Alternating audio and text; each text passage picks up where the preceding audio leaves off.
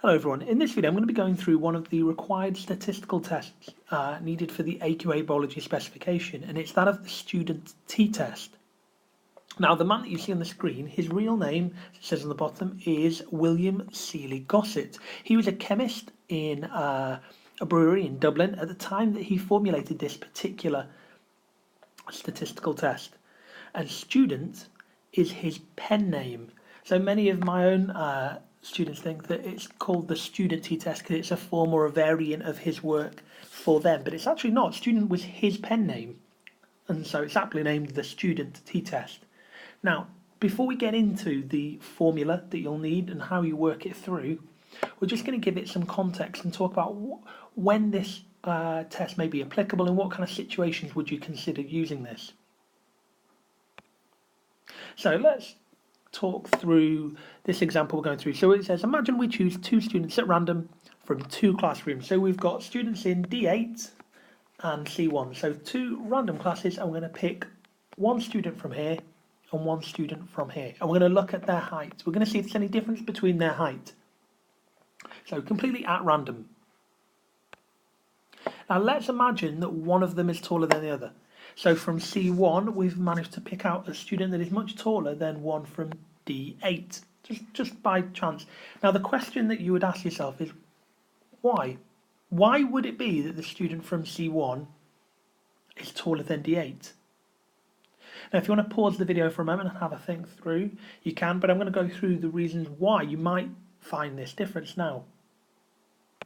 So the first reason is that maybe there is a significant difference. Notice the use of the word significant. In statistics, that's a really key word to be using. Notice there could be a significant difference between the two groups. So maybe pupils in C1 are taller than pupils in D8. And I've given an example here. So maybe D8 was a class from year 7 and C1 was a class from year 11. So in a school, you'd expect the year 11 students to be more mature, not taller than those in D8. So that could be a reason why this particular student here is much bigger, or taller rather, height-wise, than this one. So there could be a difference naturally between the two groups, between D8 and those in C1. Or, reason 2, it could just be completely by chance. Maybe you just picked a short pupil from D8 and a tall one from C1. So maybe actually they are both from the same year group, as it says here. So maybe they're both from year 9, both year 9 students. But we happen to just pick one that was a lot taller in C1 and one that was a lot smaller from D8. So there's this element of, at the top, chance. So maybe there is a valid reason, or maybe there's chance. And this is what the t-test starts to look at. Ultimately, the student t-test will compare averages and standard deviations of two samples to see if there is a significant difference between them. So if you worked out the average height, for example, in D8 and the average height in C1, and then we work out standard deviations, and I've talked about how to work out standard deviation in a separate video, we can look at, is there a significant difference between them? Is there a significant reason why one average for something may be completely different to the average of another? Could the average height in D8 be significantly different to the average height in C1? So we've got to work out which reason is which one of those two reasons I've given is valid. It's unlikely, as it says here, that the mean height or average height of our two samples will be exactly the same. And I ask my students this very question and say, why? And rightly so, they suggest natural variation. You've got natural variation in heights. So you're likely to find students with completely different heights across both samples. But the question at the bottom we want to ask is the difference in the average height of the samples big enough to be significant? And that's really what these statistical tests look at, this significant element to it. Is there a reason why we have this difference? Because you can see from the average heights here, we've got 162 centimetres in C1, that's 1 metre 62, and 1 metre 68 in D8. So we need to look at the difference between the two. And very quickly here, you're welcome to skip this part if you'd like, but we've drawn histograms here on these on this particular screen, and we can see that we've got overlap in this region here. If you compare this region here with this region at the bottom here, you can see there's overlap between these two samples if you draw out the histograms. Because there's very little overlap, it could mean that the difference is significant. So when we're looking at the range of the two samples, there's a very small overlap. Here though, in this example, in this sample, we can see in the same region, here and here, even across the board, even if you look across from both sides, you can see that there is a lot more overlap. So potentially the result isn't significant. Maybe the difference in the means is due to just maybe random sampling, or even as it says here, random sampling error.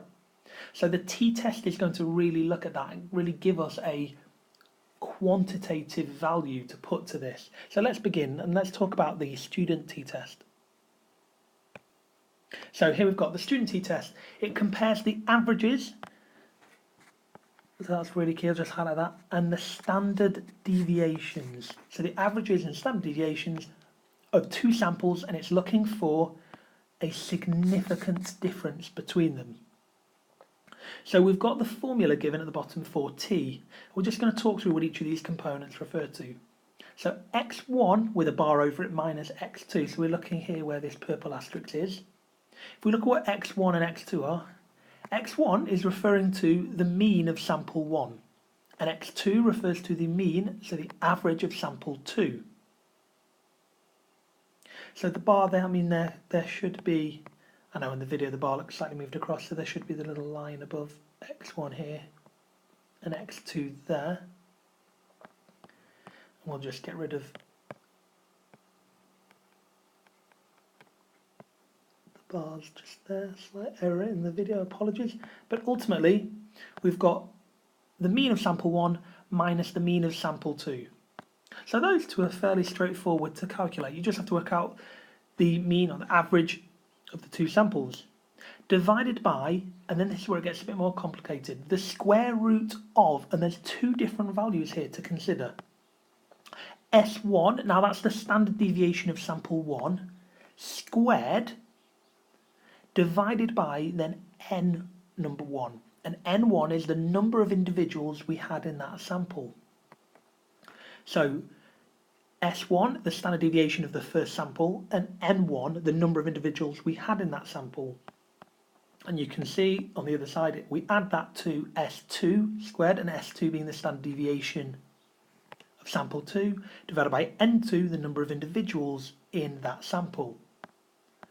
So you can see we're needing a handful of things to calculate T. We're needing means, we're needing standard deviations, and we're needing numbers of individuals in samples.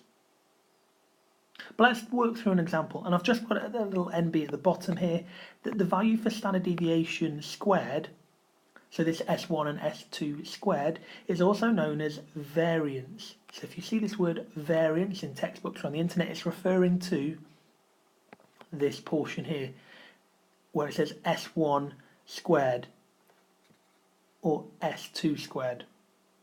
That's what variance means. So let's work this through in this student t-test. So here we've got a random sample taken, so we'll stick with the example of classrooms, of pupils in C1 and D8. Now I've got, ideally there should be at least 15 data sets. This, as I'm sure you've done with lots of statistical tests already, you need a good data set to really apply this test to. So we need looking for ideally around 15 data sets in each sample. So we've got in the table students in C1 listed here, students in D8 listed here. We've got the height in centimetres, and you can see there's 1, 2, 3, 4, 6, 7, 9, 10, 12, 13, 14, 15 in each, just checking. So we've got 15 samples here and 15 samples here. So we've recorded the heights.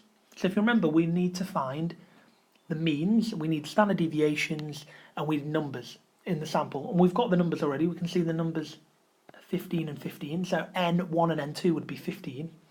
So let's work this through together. So step 1. Work out the mean height for each sample. So I've blanked this all out in case you want to pause the video and work this through yourself. And then if you want to hit play when you're finished, you can work out this yourself and see if you've got the same answer as me. So if you work out for class 1 or C1, the mean for x1, so the first sample, that would come out as 161.60. And for D8, if you work out mean, so mean of sample 2, that's what this part means. So the mean of x2, that would work out as 168.27. Now if you work out the difference between those two, so this x2 minus x1, or the mean of x2 minus mean of x1, therefore we're clearly just doing 168.27 minus 161.60, and that would equal 6.67. Now I could just do a very quick subtraction there, but this part that I've written out is crucial. It's crucial to show you're working out. There are marks awarded for working out, so you really have to be explicit in what you're saying. So show each part of this subtraction. So we've got a value of 6.67. So for x2 minus x1, we've got a value of 6.67, and we'll come back to that in a moment. Step 3, work out the standard deviation for each sample. Now again, I've done a separate video on standard deviation, so you're welcome to watch that if that helps. You may have a scientific calculator and that may be able to give you the value straight away. If you want to again pause the video at this point, you're welcome to, and you can work this through, but if you get the values, you should have the standard deviation for sample 1 at 10.86, and the standard deviation for sample 2 comes out at 11.74. Now, if we calculate S2 divided by n for each sample, so that was the variance over n1 and n2, so that was the standard deviation of the first sample divided by the number in that particular sample, and then for D8 the same thing, the standard deviation for the second sample divided by the number in the second sample, we get the following values. So S1, so the standard deviation of the first sample, that would be 10.86 squared divided by the number in the first sample, which was 15, and that value comes out as 7.86. Equally, if we do it for D8, we've got a standard deviation of 11.74 squared.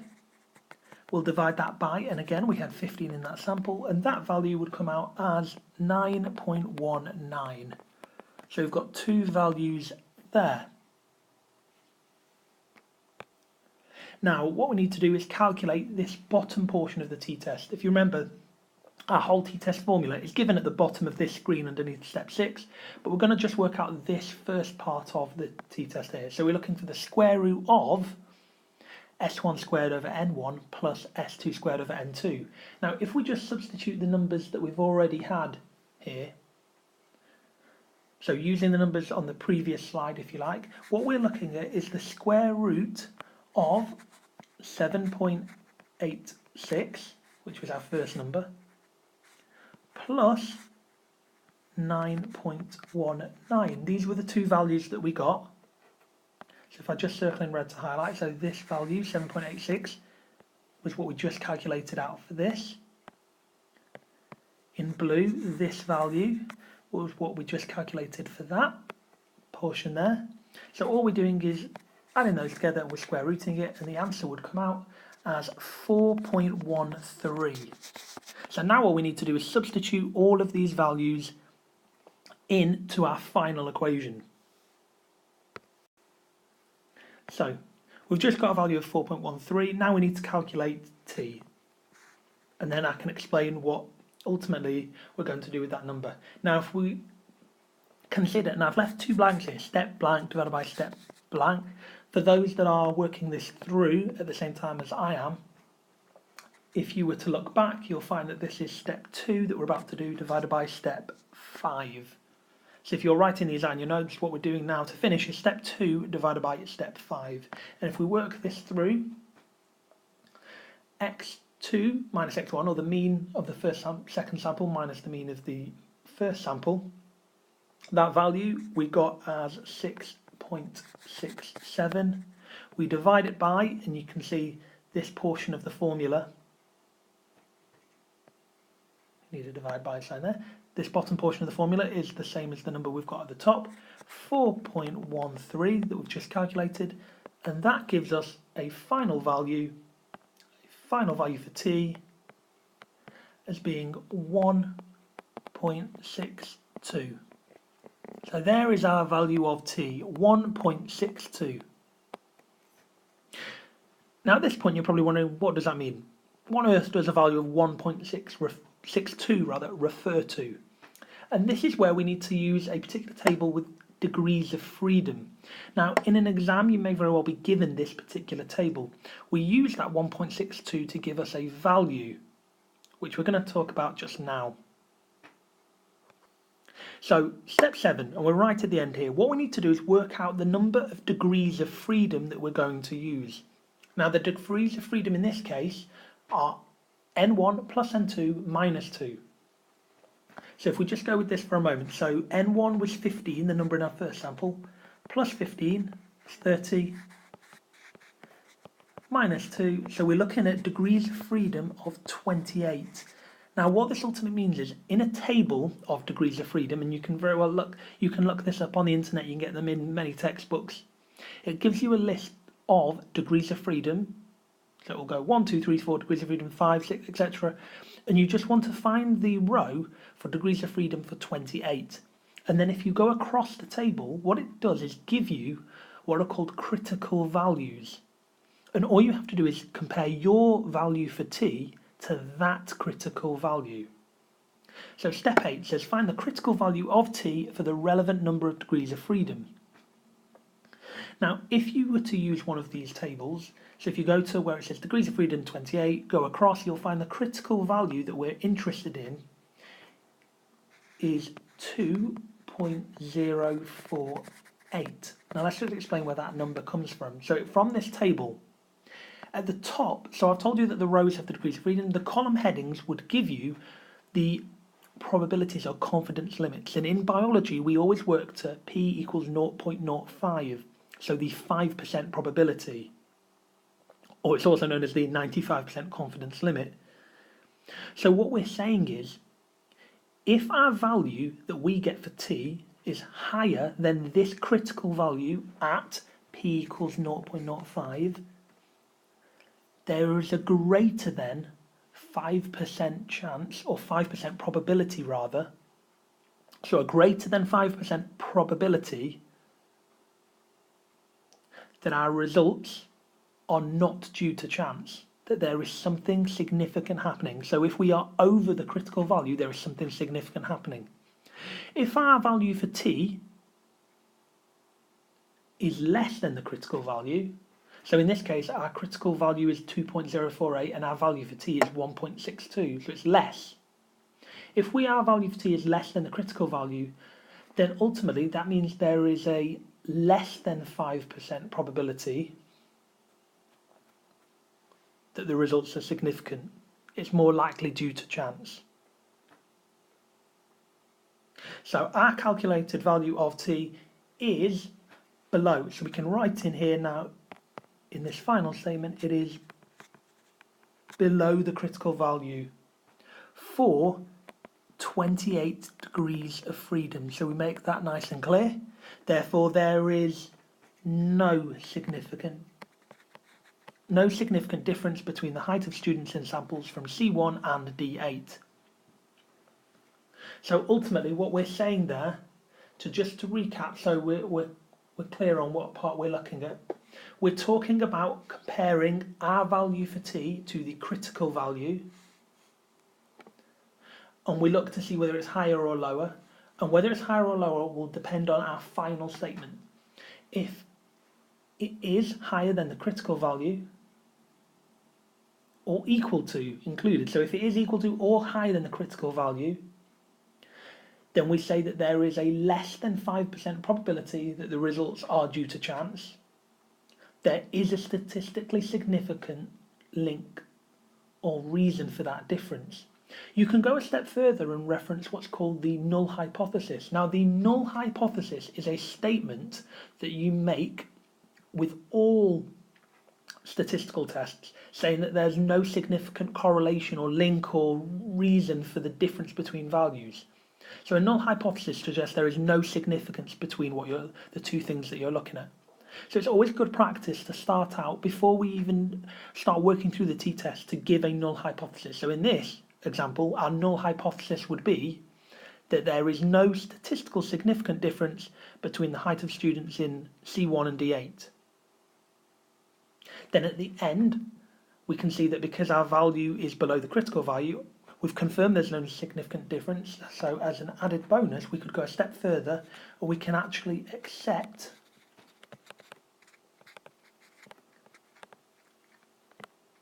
what's called the null hypothesis. Now this is something that we could have made right at the beginning. The null hypothesis suggesting there's no significant difference at all. So null hypothesis is sometimes written as H with a 0. So if you see that, that means null hypothesis. It's always good practice to give that at the start of any stats test. So there we have a little bit of information about this student t-test. So I've added to this, if I just move on for one moment, another example for you to have a go at, where I've got an example about the pH of soil affecting seed germination. We've got two sets of plant species. We've got group 1, 8 pots with soil at pH 5.5, and group 2, 8 pots with soil at pH 7. We've planted 50 seeds in each pot, and we've looked at how many have germinated, and the results are as follows. So here we've got pot numbers 1 to 8, listed in this first column. We've got group 1 that was at pH 5.5, and we've got the values here, and group 2 at pH 7 we've got values here. On the right hand side I've given this table that shows the degrees of freedom. Now in this example, if you remember, it would be n1 plus n2 minus 2. So in this, our n values are 8 because we're testing 8 samples in each, so 8 plus 8 would be 16, minus 2 is 14. So in this example, so just to help you out, in this example, what we're doing is looking for an answer for t, which we're then going to compare with a critical value with 14 degrees of freedom. So in this question, the degrees of freedom is 14. And if we follow 14 across, remember we're using the 5% value, so you're going to be using this number. So when you work this out, your critical value is 2.145, because if you look at the top of this column here, that's at the 5% probability level. So there's one to have a go at. Work out the value of t, compare it to this critical value here, 2.145, and see if there is any significance for the difference. Okay, hope all that helps.